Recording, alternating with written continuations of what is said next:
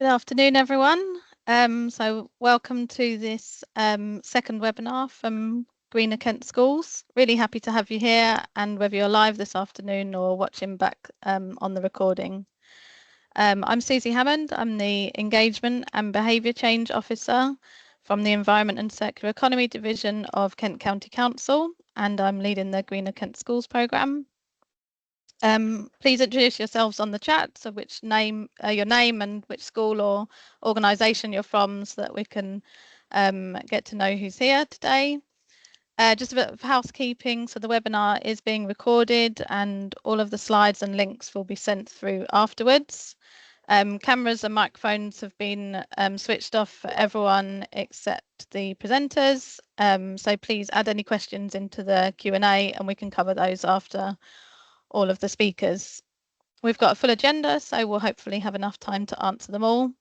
And just a reminder about the programme. So Greener Kent Schools is a programme of support to help schools connect with the Department for Education, Sustainability and Climate Change Strategy, and is open for all schools in Kent to get involved in. The aim is to create an engaging and thriving community of school sustainability leads working collaboratively to take climate action within their school communities and beyond.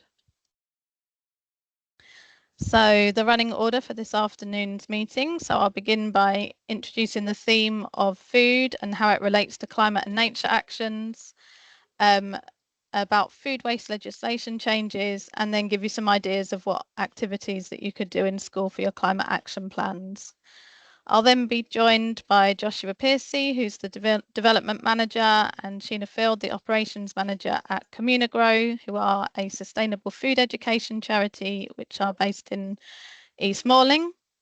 And then Sophia Miller and Martin Skingley from ProVeg UK will then present on how their organisation connects with schools to support them with increasing plant-based meals and reducing carbon emissions. Finally, I'll then give a run through of the current opportunities that are available for schools to get involved in, and Liz Hayes from Global Action Plan will join in to share about the free inset training that she is offering for schools. We'll then have time for a short Q&A session, and we'll close with a quick recap of the key actions to take. So last term, I introduced climate action plans, which hopefully some of you have been able to get started on. And now we're on to food. Just a quick reminder of some of the topics coming up. So after Christmas, we'll be covering energy and travel. And in the summer term, we will cover nature and then use the last term to celebrate our collective work. Don't forget that each term there's 6 weeks of support and schools can choose their level of engagement. So if you want to dive in fully and engage with all the resources, then please do. Or if you just want to participate in a specific term, then that's great too. Any schools can join in along the way. And here's the 6 weeks of support that's available to the schools. There are an overwhelming amount of resources out there, and I'm here to help you navigate through those and find the right support for you and your climate action plans. So on to food.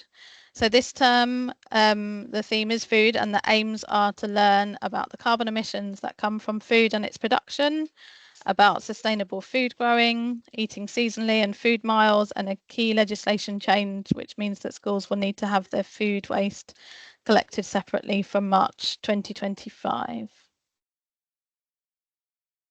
Food and the environment. What we eat and how that food is produced affects our health, but also the environment. Food has to be grown and processed, transported, distributed, prepared, consumed, and sometimes disposed of. And each of these steps creates greenhouse gases that trap the sun's heat and contribute to climate change. Food systems are responsible for around 1/4 to 1/3 of all human-caused greenhouse gas emissions.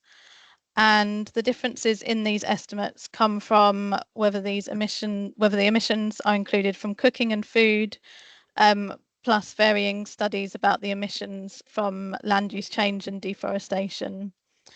Some of the studies also include non-food agricultural products such as cotton, wool, leather and biofuels, and that's why there's these discrepancies as to the estimate. However, it is still a large proportion of the total carbon emissions, the global carbon emissions. So from the charts on the side, which are from Our World in Data, the largest chunk of food-related greenhouse gases comes from agriculture and land use.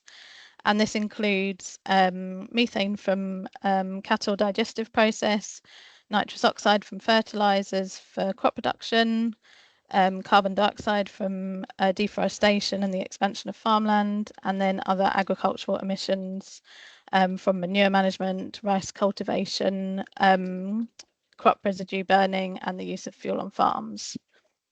A much smaller share of the greenhouse gas emissions of food are caused by refrigeration and transport of food and the industrial processes, such as the production of paper and aluminium for packaging, and also the management of food waste.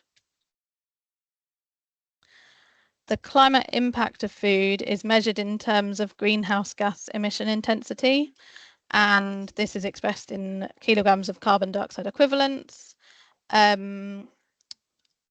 So that includes not only carbon dioxide, but all of the greenhouse gases, and then is split down per kilogram of food, per gram of protein, or per calorie. So in this chart here, you can see the greenhouse gas emissions per kilogram of food product. And this shows that animal-based foods, especially red meat and dairy and farmed prawns, are generally associated with the highest greenhouse gas emissions. And this is because meat production often requires extensive grasslands, which are often created by cutting down trees, releasing carbon dioxide, which is stored in the forests. Cows and sheep emit methane as they digest the grass and plants, and the cattle's waste on pastures and the chemical fertilizers which are used on crops for cattle feed emit nitrous oxide, which is another powerful greenhouse gas. Prawn farms come up quite high in the chart because they often occupy coastal lands which were formerly covered in mangrove forests, which absorbed huge amounts of carbon, and the large carbon footprint of prawns is mainly due to the stored carbon which is released into the atmosphere when mangroves are cut down to create these farms. So this data here, I'm sorry, that is quite a tiny chart, but hopefully you can see some of the colours. So this data shows the largest meta-analysis of global food systems, where the authors of the publication in Science, so Poor and Nemeczek, they examined data from more than 38,000 commercial farms in 119 countries. And in this, you can see that the different areas are broken down for the supply chain.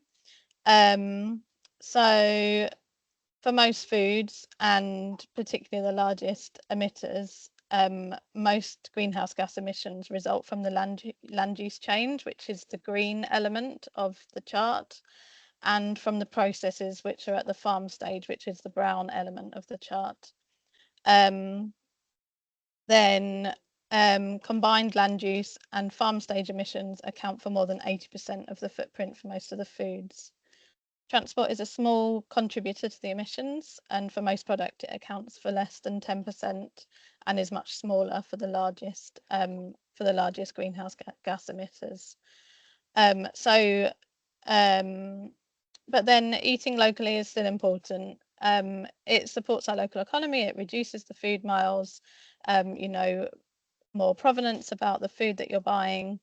But it's just important to understand in the kind of wider scope of the topic that carbon emissions from transportation make up quite a small proportion of total food emissions.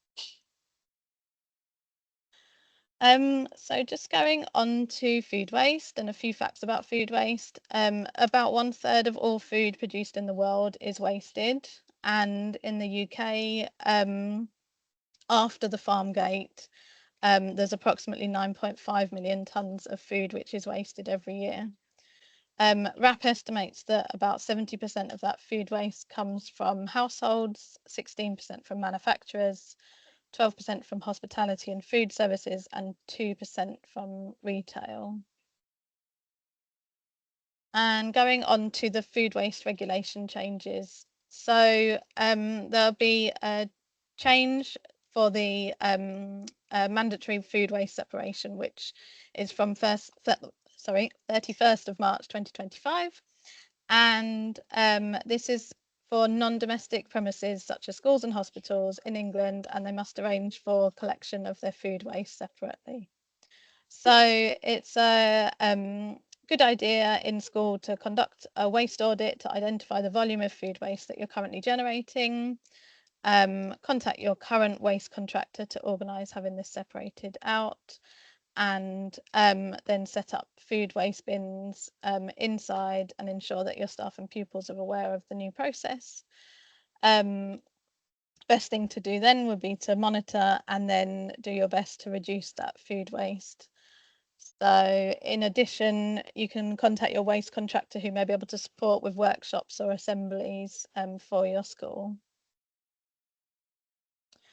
So having heard a little bit of an introduction about the impact of food on carbon emissions, I've just put a few ideas together of how these could be built into your school climate action plans, and hopefully the organisations that are speaking today will then be able to support with these as well. So some of the ideas are serving plant-based only foods on certain days per week or at school events, reviewing your menus to encourage the uptake of plant-based meals, hold a plant-based bake-off competition. We've done that in the office and it was really good fun.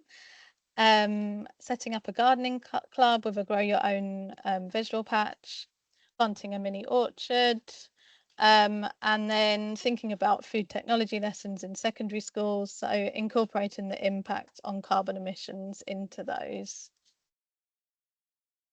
Then some other ideas, so designing a plant-based pizza competition, measuring and reducing your food waste and setting up food waste recycling. Then using the gamified carbon footprinting How Bad Are Bananas game, which I'll show you an example of in a minute.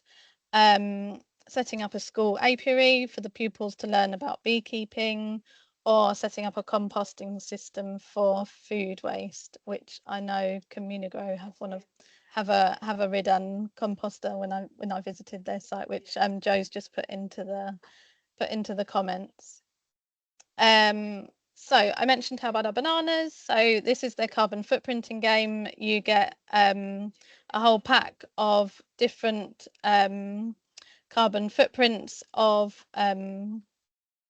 different items, not just food, and then you have to work out which one would be the highest carbon footprint out of the two. So you've got a kilogram of bananas, or you've got a kilogram of vine cherry tomatoes grown organically in the UK in March. So have a guess in the chat which one you think would be the highest emitter, the bananas or the tomatoes, and I will quickly reveal the answer.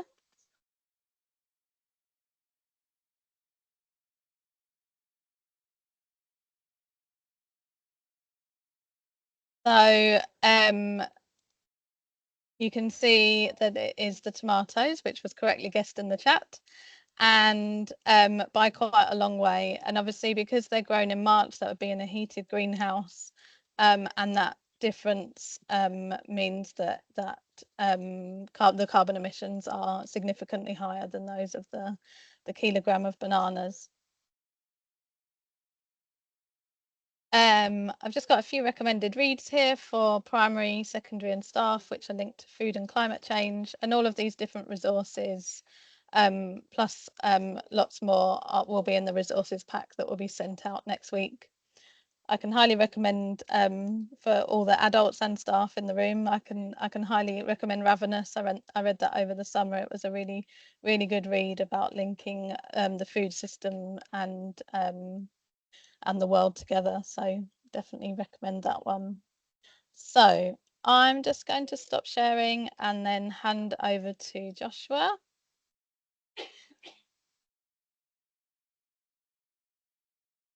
So if you want to load up your presentation.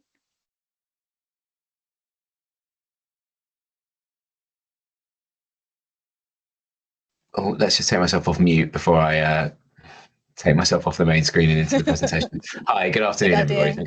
Thank you for your time. There we go. Is that all? Can everybody see that? Yep. Cool, thank you. I now can't see you, right? So I can't see your reactions of horror or anything, depends on this presentation. So, hi, my name is Joshua Piercy, and I am Development Manager for Communigrow. As Susie says, we are a sustainable sort of outdoor and food education space in East Malling. We are sited on the East Malling Research Centre, which has quite a storied kind of horticultural pedigree. And I'm here today, I'm going to talk about collective food growing. I'm going to talk about how I think it fits inside the curriculum requirements for the reasons that we've just been talking about with Susie's presentation. I'm going to talk about a little bit of how to centralize it in your school or in your facility, wherever it is that you work. How to incorporate it at a systemic level, which is something that I suggest that you do. And then I'm just going to share some personal observations, having done this a few times in my life. I'm going to try and get through it in about 10 minutes, which means I'm going to talk quite fast. And then we're going to use the remaining few minutes to I thought maybe we could discuss, if you have started this already, which I'm sure many of you have, or have made an attempt at it in the past, if you have ever been involved in any kind of collective or community food growing scheme, maybe you could just describe it with just like a couple of sentences in the chat and your experience to give us something to talk about once I'm finished in this presentation. So why should you do it? Food is inescapable. If everything goes great, we will all eat at least 3 square meals every day until we run out of days. There is no getting away from it. And as we saw in the kind of final few slides of the previous presentation, it is intrinsically linked with carbon emissions and with climate change. It's also your diet, which we are increasingly coming to find is like one of the main controllable levers that you have for influencing your own health. Your diet is the primary one of these levers that you can pull. And the connection between diet and health, as it is made increasingly manifest, is something that everybody deserves to have a good understanding of and deserves to have some control over, because well-being is inescapable. If nothing else, interacting with the biosphere. So there's all sorts of green and blue sorts of therapies, but particularly collective food growing, getting your hands in the mud, growing some stuff is proven, like from a sort of a prudent and realist data-driven point, I would say at this point, every meta-study that comes back in kind of confirms it's good for your mental health. And that's something that young people can also benefit from, but that young people, I think, should also learn to demand. The access to the biosphere, access to food growing, in many ways, is one of those levers they can pull to take care of themselves. Capitalism is currently inescapable. But this is a bit different. Those last couple of slides, we really saw how the construction of the global food web as we currently understand it is one of the primary drivers for greenhouse emissions and primary drivers for climate change. This is not that. We are still producing food, but when you do it at a hyper-local level, I personally think we're tapping into some other older, sometimes more legible systems to show that, is this an alternative to the system that we live under? No, not really. But it does show that with a little bit of knowledge and a little bit of forethought, you can affect real, genuine change that is outside that system. Because growing is easy, the soil is kind, the biosphere is generous, I promise. Like, I know if we're all serial pot plant murderers, me too. So sometimes that feels like it's not the case, but I believe very powerfully that everything wants to be alive, like a lot. So if you can find the right space and you have the right knowledge, growing things, growing food, you can do it 100%. The problem is that we are making all the above a little bit less true with the impacts of climate change that we're feeling at the moment. Growing is less easy, the soil is less generous, the biosphere is less kind. It's like it's getting harder. And that is the future that young people are growing up into. So I think it's important that they learn about what conditions are like now so that they can see that change and understand what that change represents. How do you do it? Well, the other great thing about collective food growing, one of the reasons why it's such a powerful challenge for things like social isolation, is that you can do it on your own if you've got a garden and all the free time in the world and loads of money and stuff. But otherwise, you have to do it as a team. Food growing at a community level, it only really makes sense if you have a lot of people, like a lot of people, if you can really swing it, doing small atomized tasks as part of their regular everyday routine. You do it with a mix of old, because there's 20,000 years probably of received wisdom on this subject. We've been husbanding plants longer, not a lot longer than we've been able to write about the fact that we've been husbanding plants. But we're also kind of poised at a lot of really exciting thresholds in our study of plants, studies of soil, studies of the biosphere in general. We realize just how little we know and just how much there is to discover. So that's kind of an exciting time. And also, I think this is really important. It's a chance to be kind. It's an opportunity to take something from, the sun does all the work when you grow the plants, right? So yes, you need a little bit of forethought, and yes, you need some space, and yes, there's a lot of provisos. But then after that, you can just let the food just grow. You don't pay anything else for it. And if you have a glut of it, it feels designed to be generous. You have an opportunity to do something on someone else's behalf. You have an opportunity to have surplus. You have an opportunity to have more than you need and learn how to distribute that amongst the community, which I think is kind of important. So yeah, collectively, wisely, sustainably, that's how you do it. And if you can do it with shared purpose and celebration, which is quite an artsy-fartsy way of saying, do it around the celebrations that every culture builds into their calendar, because we center those celebrations around food. Like that's what we always do. It's the one cultural touchstone that every human being basically shares. If you can center it around those, you will be able to integrate it across your organization, and you can make it part of the everyday, which means it will last. It will be a sustainable endeavor. Yeah, cool, great. How exactly, please? Because I've said a lot without really giving you any details. Start with the pumpkins. On Halloween, you've got this big, understood cultural event, happens every year.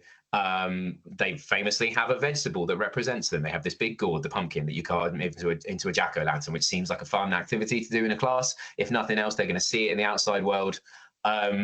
You can make a load of stuff out of pumpkins. You can hollow them out. You can use them for a bunch of purposes. You know that Halloween is going to come around again. You know you need pumpkins for Halloween. I would also suggest, though, that you go to the pumpkin patch. Maybe go and do one of those, like find an enrichment activity that doesn't rely on you growing everything yourself. Because sorry to be a realist, I would plan around low yield, at least for the first couple of years while you figure things out. You're really just demonstrating how a system works. You don't need to be growing tons and tons and tons of things. I'm not suggesting that you do this. Although you may be able to achieve amazing things with the food that you grow, I'm not suggesting it so that you can challenge food poverty or counter the supermarkets. I'm suggesting that you do this because integration into this system is a really valuable thing to do independent of the yield. You're thinking about the timing. You're thinking about the fact they're quite hard to grow. You might be forgiven for suggesting that pumpkins are maybe a bit of a terrible example, especially because the Halloween is at the start of the first term, right, or halfway through the first term as you come back from the summer break. So who's going to water those pumpkins, for example? You've got to think about them ages and ages in advance. And yeah, you kind of do, because if you're designing these systems, think about the things you're growing for, and then after that, the biosphere is your calendar, your action plan, your lesson plan. The biosphere determines basically exactly where the blocks in your calendar go. If you are teachers, in my experience, you're probably extremely good at diarizing. You're probably extremely good at action planning and lesson planning. So this is just another thing that you can just template over and just slot right in. The best time to start would have been a couple of years ago. The second best time to start is now. Yes, I know winter is coming, but there's 1,000 things that you could think of before the growing season really starts in earnest. Where's your compost going to go? That's the big one. Just get on with it if you think it's valuable, because yeah, like I said, the best time is always a couple of years ago. Yeah, cool, great, do it, but with what? You do need money. Sorry, a little bit of money. That's not that much of a deal maker, in my opinion. The thing that I love about horticulture is that you can achieve a lot with a small amount of resources. There are funds available to you. There are people that you can talk to. Communigrow can certainly help with that if you need some advice. You do need sunlight. Sorry, deal breaker. If you haven't got that, you need to find a sunny place to visit. Like, the sun is the thing that does the magic. So yeah, you can't do it in a tiny shaded courtyard. It's just going to be a disaster. If you can do it once, find the funding, do the planning, get everything going. After that, if you've got a good plan, it will be very sustainable. So you can just, if you can get your impetus behind it, if you can build your team, if you can figure it out and get it off the ground and get it a really good run at it, it's much easier to keep going than it is to start from scratch. You can't do it alone, so don't. I really wouldn't recommend it. You can ask us, or you can ask someone like us. There might be a charity just like Communigrow, or a community garden just like Communigrow, someone with a very similar sector profile to us, just down the road from you guys. In my dream future, there is a Communigrow at the end, in every single neighborhood, so that we can all just do this together, and it's just a done thing that everybody does. But certainly, please come talk to us about it. There are loads of big resources out there, and we can hopefully signpost you towards those. Come and say hello. Like I said, it doesn't have to be us. Go to your pumpkin patch or go to a local food grower. They will want to talk to you, I promise, because there's a lot of people that care very powerfully about this stuff, and they're really interested in making sure that their traditions and knowledge and understanding is passed on. So if you ever feel like you're not an expert, that's cool. Nobody was at the start, and everybody found out by asking somebody else. They will want to talk to you. Talk to us, communigrow.org.uk, where you can find out a lot more about what we do.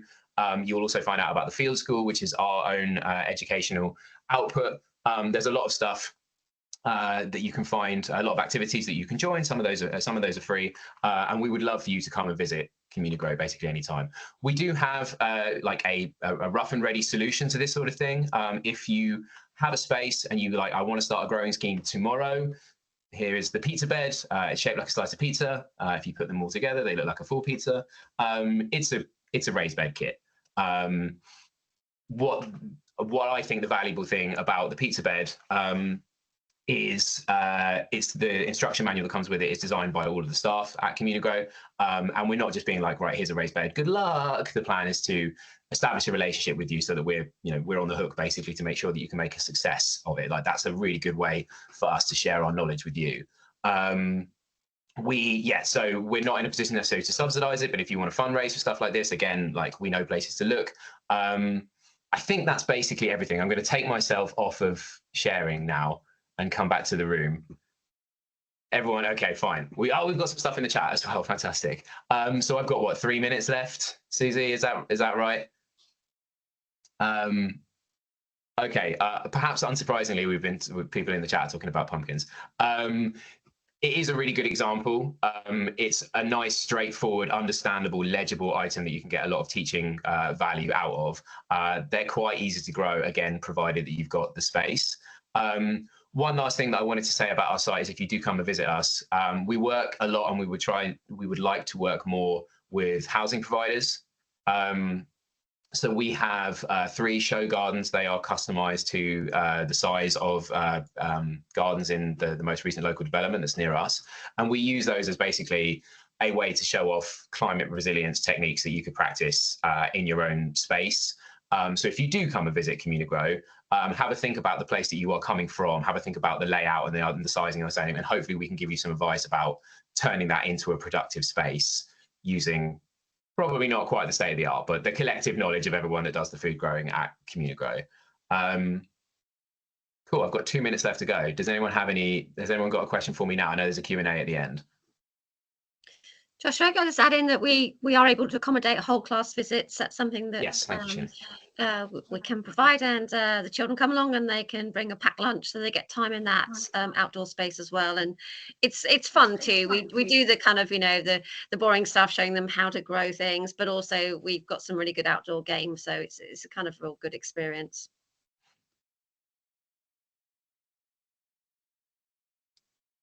Cool. I finished with a minute left to spare. I ain't even mad about it. So that's brilliant. Thank you, Joshua and Sheena. No problem. That was really enlightening. So we're going to go on to Sophia and Martin from ProVeg UK. And so if you want to pop your presentation up on the screen.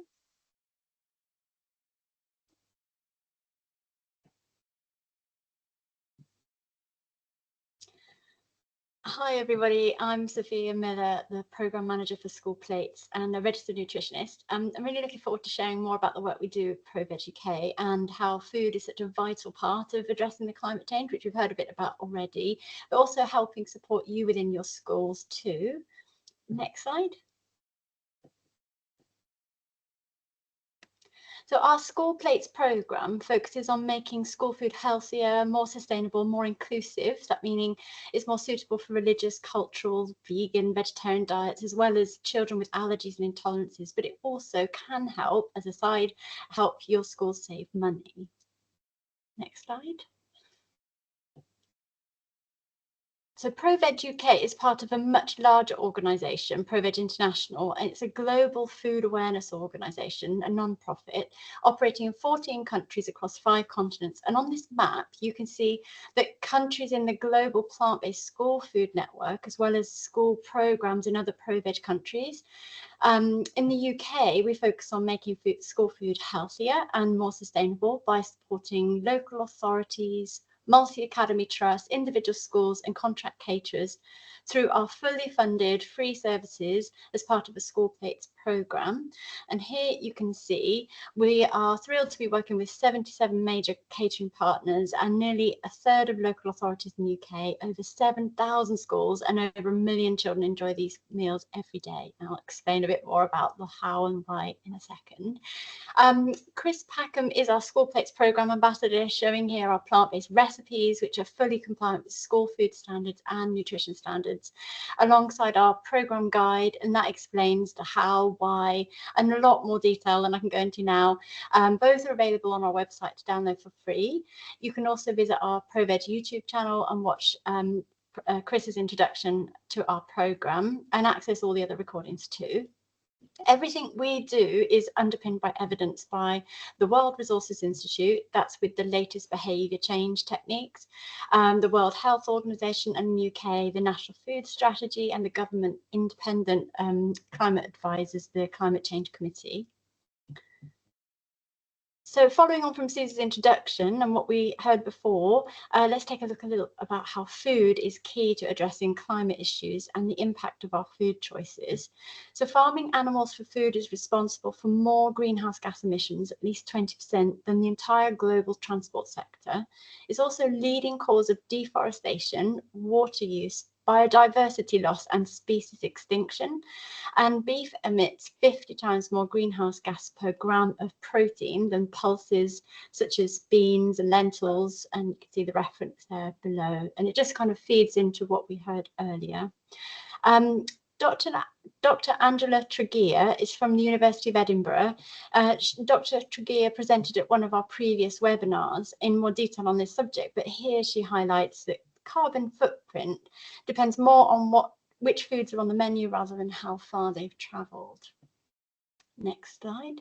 This is a really interesting comparison of a typical school meal. It highlights the impact of these different meal types, with plant-based meal being a quarter of the CO2 footprint compared to the meat-based equivalent.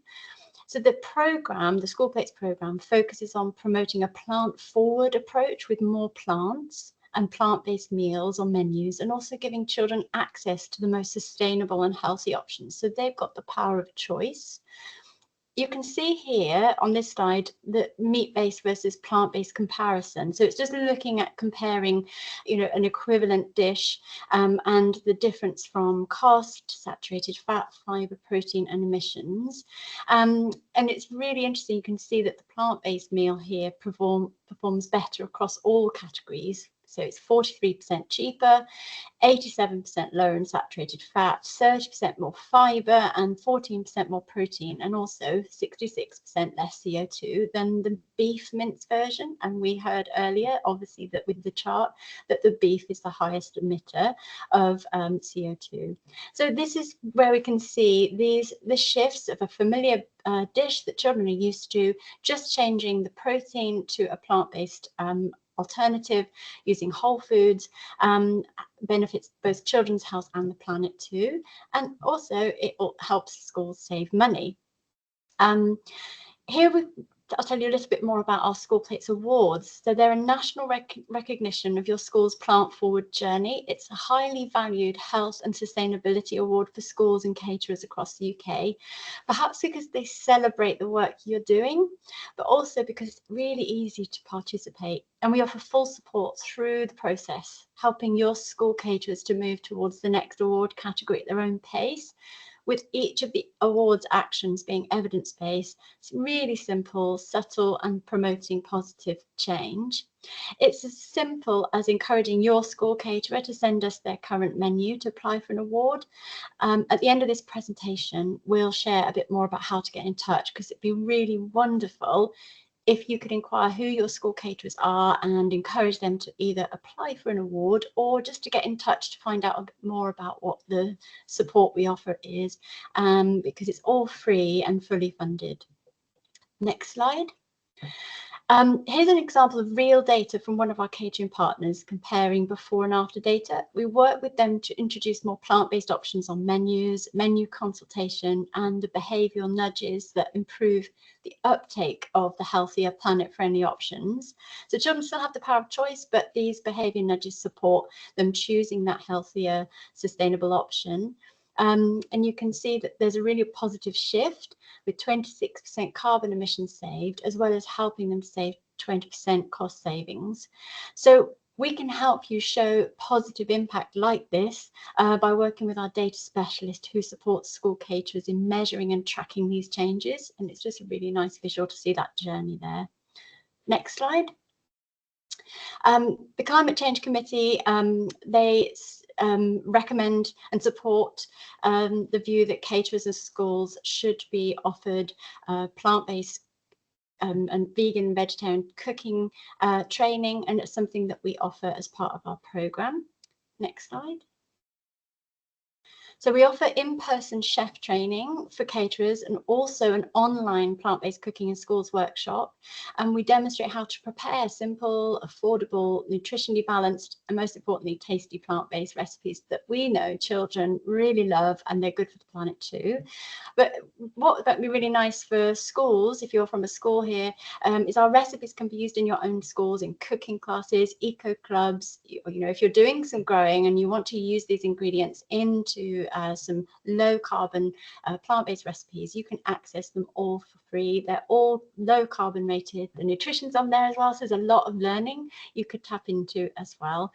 You can access these all free on our website. So download the recipes, see some of our previous workshops on our YouTube channel, and also I'm going to hand you over to Martin now, our education manager, who's going to talk to you much more about the education side of our what we do at ProVeg UK. Thanks, Sophia. Yeah, so my name is Martin. I'm the education manager at ProVeg. Before joining in March, I was a primary school teacher and school leader for 16 years. And as I said, I recently started. Now, the School Plates programme, working with the caterers, the councils, the authorities, has been since 2018. And when we kind of felt there was a little bit of a gap with that, so that's where we've come in with an education programme to kind of work alongside what's happening in the canteen, just to teach children a little bit more about their food choices. And that's where sort of canteen and to classroom has come in. So what actually is canteen to classroom? So in simple terms, it's like an education programme. So we have developed 24 lessons. Now they're all based on sort of evidence-based. We do use, like we said, the World Resource Institute. So they sort of do the data, they do the research, and then we've used some of their nudges and some of the things that they think are key in our curriculum. So it's been developed for primary school. So it goes from foundation right up to year 6. And we've sort of split the curriculum up, which you'll see a little bit later. But it's all centered around food, as this webinar sort of shown that sort of the food is such a massive part, and it's something that children can actively influence. You often see things about polar bears and ice caps and everything like that, and it's sort of hard for a child to link how to help. Whereas our education program focuses on the food that they pick every single day in their canteen when they go in. So that's what we've developed around that. Now, every lesson, I was a teacher, so to be given something is just fantastic. I enjoyed lesson planning, but if somebody's going to do it for me, that's fantastic. So every one of our lessons, there's 24 of them, comes with a lesson plan. It also comes with a lesson presentation and any additional resources that you might need in that. Now, we know money's tight, so we do have cooking elements and food elements to it, but there's sort of a lot of information and learning that goes alongside it. So sort of the financial impact of this is quite low, and everything we provide, we are fully funded. So all of this is actually for free. So we provide it all for free. So I'm just going to show you a quick video that sort of just shares our web page and website, just so you can see. So when you go to the web page, there's obviously all the information there and things like that. But then we have our sort of our curriculum map, as it were. Now I'll just pause it there so you can see. So we split it into the key stages. So there's EYFS, key stage 1, and then we've got lower key stage 2 and upper key stage 2. So each sort of key stage age group has 6 lessons that they can cover. They don't have to be done in order and non-sequential. They can all be standalone. You might do it over a half term. You might do it over a climate week. You might put it on a special day. So it sort of fits in and around what schools already do. We know timetables are tight. We know teachers are really busy. So this can hopefully fit in with what curriculum you already have.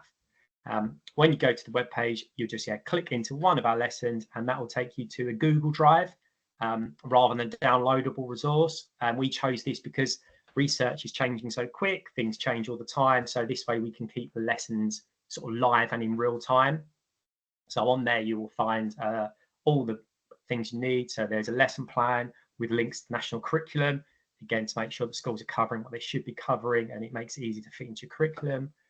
There will always be a lesson presentation, so give support to teachers that maybe don't have the knowledge or the time to research some of this thing, and then they can work through that.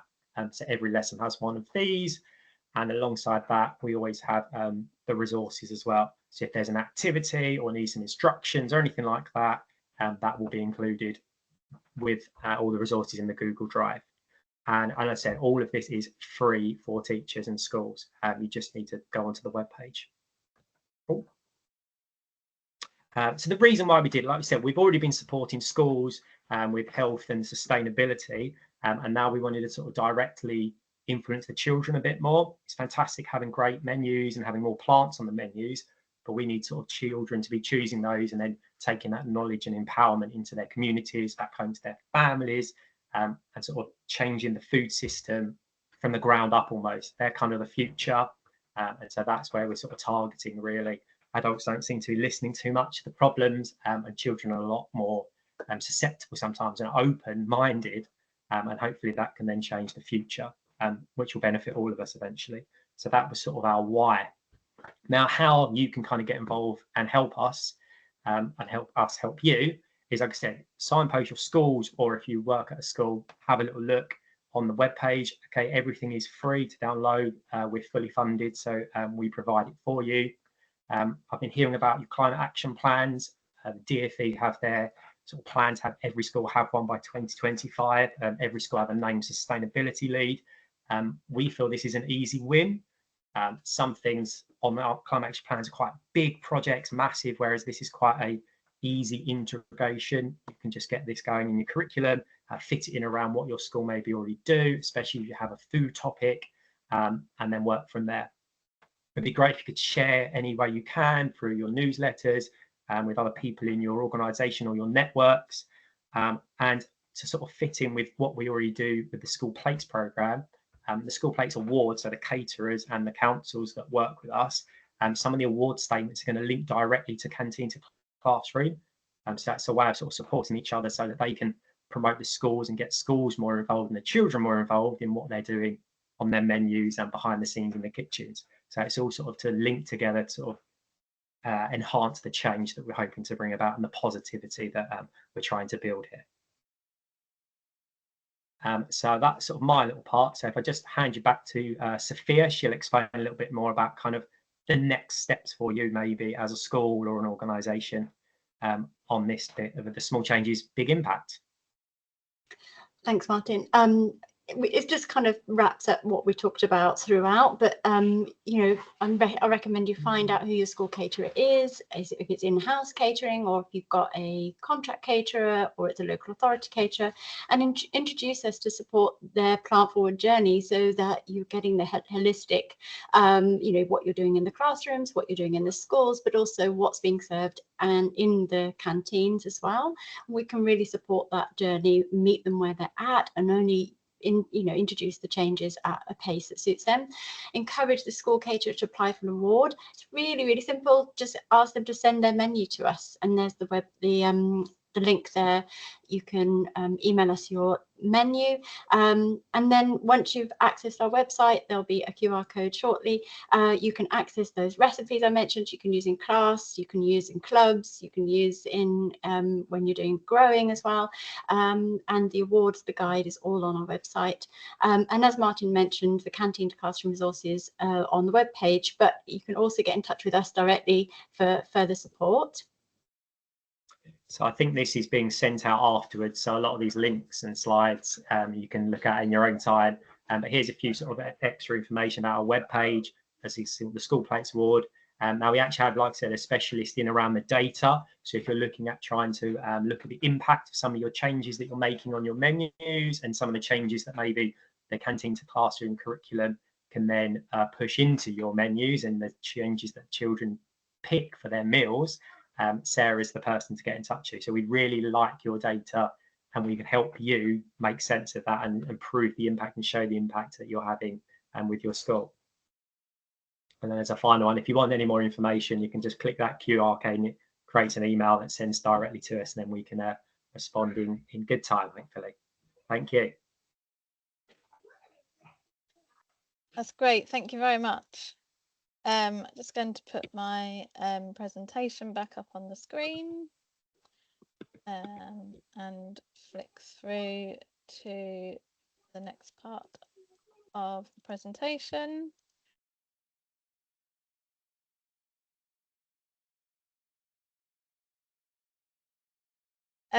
So there's quite a few opportunities that I shared in the last newsletter, which was sent out just before half term. So I just wanted to make sure that schools were aware of these, and we'll then introduce Liz, who can share a bit more about the youth social action inset training. So available for all schools to get involved with, and maybe this could be something that could tie in with a collective growing project like Joshua described from Communigrow. So the OVO Foundation Nature Prize from Let's Go Zero, there's prizes of £200 and £1,000 for nature projects, and this is open for applications now and closes on the 25th of November 2024. Last year, St Peter in Thanet C of E Junior School did win a £200 prize for their spring seedling event, so nice to know that there's local schools winning. If you've got lots of electronic devices in the school which are no longer used, and you don't know how to get them recycled, then KCC have a device recycling scheme which is fully funded for collection of your redundant IT equipment. And then going on to primary schools, so Pick a Pals are running a fully funded pilot, which is available for Kent schools to apply for, where class pupils can take a litter picker home for the week instead of a teddy bear. And this is a community environmental stewardship program where they then share their litter picking stories with their classmates. The WOW Walk to School challenge. KCC are working with Living Streets, and we have a fully funded option that's available for the rest of the academic year. And this is an active travel initiative that aims to reduce the amount of cars used to travel to and from the school entrance each day. So it incentivizes active traveling, and the children can earn termly themed badges to each through the terms. And then coding for climate action. So this is an opportunity to work with digital, and you can code a small programmable microbit device to monitor the local environmental conditions, collect the data, and then make decisions about how the local community space could be improved. So there's that was for primary schools, and then for secondary schools, there's a COP29 Climate Change Challenge finalist, our Kent teacher Michael Jones, and he shared his lesson plans, which are in the final of this teacher challenge for COP29. So I've got the link within the newsletter, but if you want to have those, then let me know. And then finally, Liz with her inset training session. So I'll just stop sharing for a second so she can put her slide up on the screen.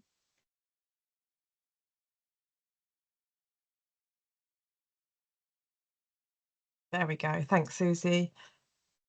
Is that working? Yeah, that's up on there. Brilliant. Thanks for having me. I'll keep it nice and brief because everyone's been here for a while. I'll just introduce myself. So I work for Global Action Plan. It's a London-based environmental charity, but I'm myself in Dover and working in schools in East Kent at the moment. I'm a experienced teacher myself and actually still do teach part-time alongside this job. But for Global Action Plan, I'm working on the Transform Our World programme, which means I'm working in schools with groups of young people or whole classes to help them plan their own youth social action projects on issues they care about. So over 10 weeks, I work with young people to explore their values, what they care about, and help them bring a project to fruition. So that I'm doing that alongside also hoping to educate and help teachers develop their own youth social action projects with their own children. So we also are offering, and this is what to tell you about particularly today, an inset session. So it could be as a twilight and after school session, it could be on an inset day could be 1 hour, could be 1 to 2 hours if there's more time for discussion. I can come into your schools all over Kent, happy to travel all over Kent to come and visit you and your staff and help you explore the values that you are demonstrating in the classroom, the values you're encouraging amongst your young people. And we particularly have a kind of body of research that shows that there is a gap, what we call a values perception gap, that young people themselves often say that they themselves care, they're caring and compassionate, but they think other people aren't. And actually other people are as well, but they don't see that. There's this gap in perception. And one way that Global Action Plan believes it's a good way and is backed by our own evidence from research of closing that gap is by actually doing stuff. So lots of the great stuff we've been hearing about today could all be part of that, but closing that gap by young people thinking I'm not the only one, other people do care, and seeing it, particularly over that transition between primary and secondary. So I'm working with the top end of primary, year 5 and 6, and secondary children, and it seems really important that primary age children see secondary children doing compassionate things, showing they still care about people and the planet, and are prepared to give up their time and put that into action. And just to give you a flavour of some of the projects that young people have worked on with me, it's not all environmental. We very much believe that good sustainability education doesn't have to be about environmental projects. It's more about developing the skills, critical thinking, creativity. So we've had young people run an anti-vaping project, projects about the intergenerational, kind of inviting their grandparents in for a tea party, projects about stray dogs, so all kinds of things. So not just always your typical kind of environmental litter picking type projects, very much led by the young people and things they care about. So I will wrap up. If you are interested, if you would like to take me up on the offer of delivering an inset session in your school, please drop me an email. It's on the screen there, and we can tailor it to meet your needs. So see what you think would fit best for your school. The QR code on the screen is to sign up to our newsletter, our Transform Our World newsletter, and that has lots of opportunities. There's also a kind of like an online community that you can join. We have lots of resources on our website on all kind of climate and sustainability topics. So please sign up to the newsletter and drop me an email if you would be interested in inset training for your school. Thank you. Thank you, Liz. A great opportunity for schools to get involved in.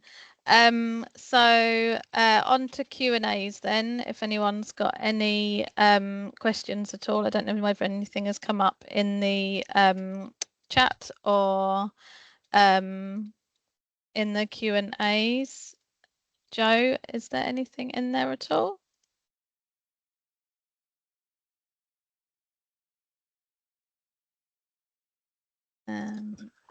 Not that I've seen, sorry, Susie. No, that's okay.